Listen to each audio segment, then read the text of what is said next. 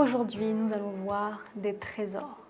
Nous allons voir des mots qui pétillent, des mots qui caressent les oreilles, des mots qui vous font vibrer, qui procurent des émotions, des mots qui révèlent la beauté et la richesse de notre langue, à partager, à prononcer, à savourer.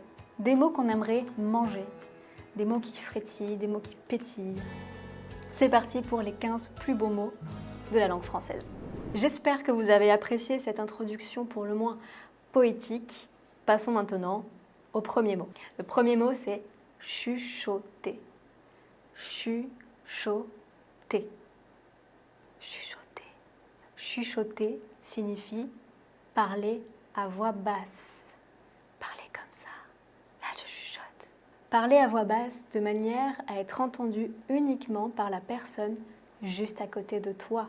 Comme quand tu dis un secret. Je trouve que ce mot en lui-même évoque le murmure d'une conversation un petit peu confidentielle, secrète. Le professeur demande aux élèves d'arrêter de chuchoter. Le deuxième mot est très proche dans la signification. Il s'agit de murmure. Murmure. Un murmure, c'est un bruit très faible, un bruit très doux, qui peut être produit par une personne, un murmure, ou par la nature. Par exemple, les feuilles des arbres font ce son comme un murmure très doux, très léger. C'est un son souvent agréable, apaisant, une image assez poétique, le murmure. Le troisième mot, on va dans l'univers maritime, écume. Un mot qui est beaucoup utilisé en poésie, l'écume des vagues. L'écume, c'est cette matière blanche qui se forme à la surface de l'eau quand il y a des vagues. On peut aussi trouver de l'écume dans la bière. C'est la partie mousseuse qui est au-dessus. Peut-être que tu as déjà entendu parler de l'écrivain français Boris Vian. Il a écrit un roman très célèbre qui s'appelle L'écume des jours. N'est-il pas magnifique ce titre, L'écume des jours? Le titre renvoie à la fragilité de la vie, de l'existence, qui est éphémère. Le livre est un classique, magnifique. Le film également, j'ai un peu moins aimé, j'ai préféré le livre, mais je te le recommande tout de même.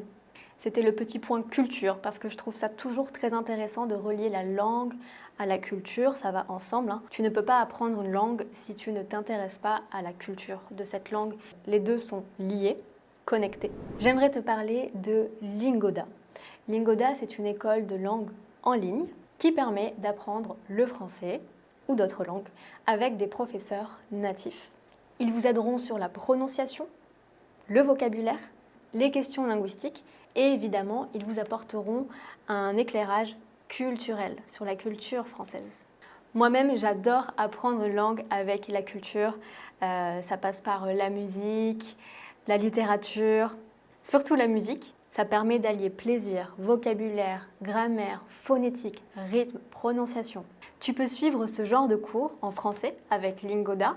On s'amuse, on apprend, tout en étant accompagné d'un professeur natif.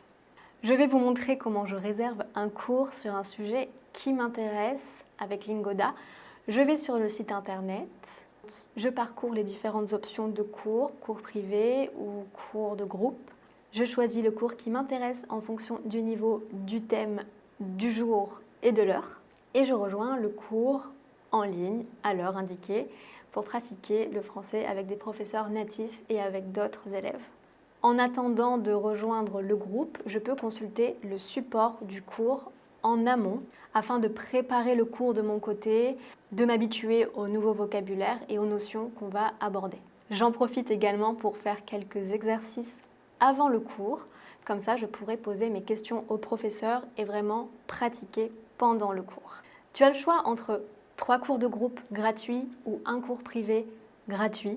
Tu trouveras le code de réduction dans la barre d'information de cette vidéo qui te donnera accès à un essai gratuit de 7 jours. Et tu auras également 30% de réduction sur ton premier paiement si tu décides de continuer après la période d'essai. Ça vaut le coup. Le prochain mot que j'aimerais te présenter, c'est le mot chantilly. La chantilly. Pas facile à prononcer, chantilly. Dans la sonorité du mot, on entend que c'est gourmand, on entend le sucre, on entend la légèreté. J'ai envie de manger ce mot, tu vois. C'est évidemment la crème fouettée qu'on met sur les gâteaux, sur les glaces, la crème chantilly. Il y a aussi le château de Chantilly. Petite image du château de Chantilly. Notre prochain mot, c'est libellule. Libellule. Dans ce mot, il y a 4 fois la lettre L. Et c'est drôle parce que ce mot désigne un insecte volant. C'est un insecte assez fragile, avec des ailes translucides. Ça ressemble un peu à un hélicoptère, la libellule, dragonfly en anglais. Étincelle. Étincelle. Une étincelle, c'est quand tu frottes 2 choses ensemble, ça produit une petite boule de lumière, l'étincelle. Sa sonorité évoque quelque chose de brillant, quelque chose de chaud, mais de léger en même temps, l'étincelle. On peut dire tu as une étincelle dans les yeux. C'est un mot qui peut être associé à de nombreuses images poétiques, métaphoriques, par exemple dans l'amour. L'étincelle, c'est ce que tu peux ressentir dans ton cœur quand tu es amoureux, ou dans tes yeux, quelqu'un qui a une étincelle dans les yeux. Ça a quelque chose de magique, l'étincelle. Le prochain mot, c'est câlin. Un petit câlin. Le mot câlin a une sonorité affectueuse, douce, tendre. Faire un câlin, c'est prendre quelqu'un dans les bras. On est souvent réconforté par un câlin, il y a de la tendresse, c'est très très doux comme mot. Le prochain mot, c'est insouciance. Insouciance. Dans insouciance, tu as souci et le préfixe un, et le un devant signifie l'absence de souci. L'insouciance. L'insouciance est un état d'esprit caractérisé par l'absence de soucis, de problèmes, de responsabilités. Donc souvent c'est attribué aux enfants. On dit que l'enfance c'est une période d'insouciance et quand tu deviens adulte, tu as tous les soucis qui arrivent, les préoccupations. Il y a une chanson de Charles Trenet, un chanteur français. Douce France, cher pays de mon enfance, bercé de tant d'insouciance, je t'ai gardé dans mon cœur. Oui, mon pays me manque beaucoup. C'est magnifique, j'adore ces vers. Frénésie, frénésie. Ce mot, il est énergique, dynamique. C'est un état d'agitation intense, la frénésie. Il est souvent associé à une excitation, une impatience. Silhouette. Silhouette. La silhouette, c'est la forme d'une personne comme si c'était son ombre. En fait, on ne peut pas percevoir les détails. C'est l'ombre de quelqu'un. C'est pas vraiment l'ombre, mais c'est la forme du corps. On peut parler aussi de la silhouette d'un objet, la silhouette d'un arbre. Quand tu vois un arbre au loin, mais tu vois juste le contour, tu ne peux pas voir les feuilles dans le détail. Un autre mot que j'aime beaucoup, c'est le mot arabesque. Arabesque. À l'origine, le terme désigne un style décoratif, caractérisé par des formes entrelacées, des courbes. Arabesque. Souvent, c'est des boucles qui s'entremêlent de manière élégante, délicate, géométrique. On en trouve beaucoup dans l'art, dans l'architecture, dans le dessin. Le prochain mot est assez rigolo et très bien si tu veux t'entraîner à prononcer le son on. Voyelle nasale on, c'est le mot bonbon. Bonbon. Le bonbon, c'est cette petite confiserie sucrée qu'on adore quand on est enfant et quand on est adulte. Bon, ça veut dire quelque chose qu'on apprécie. Donc bonbon, on aime encore plus. Le prochain mot, c'est une fleur, coquelicot. Coquelicot, coquelicot. Je ne sais pas vous, mais moi, ça frétille dans les oreilles, coquelicot. Ça caresse les oreilles. C'est cette fleur rouge pétillante qui caractérise l'été. Il y en a beaucoup en France au mois de juillet, au mois d'août. Si tu peux voir un champ de coquelicots, c'est magnifique. Pamplemousse. Pamplemousse. Pamplemousse. Le pamplemousse, c'est ce fruit qu'on mange aussi souvent l'été en France, qui ressemble à une grosse orange un peu amère.